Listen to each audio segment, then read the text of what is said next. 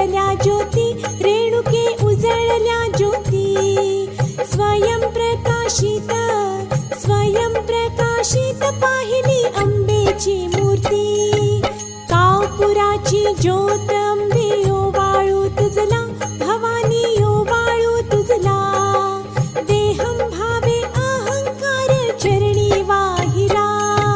आनंदाने भावे कापूर आरती केली, रेणुके आरती केली. नित्यानंदे सेवा, भक्ती भावे सेवा आईच्या चरणी वाहिली.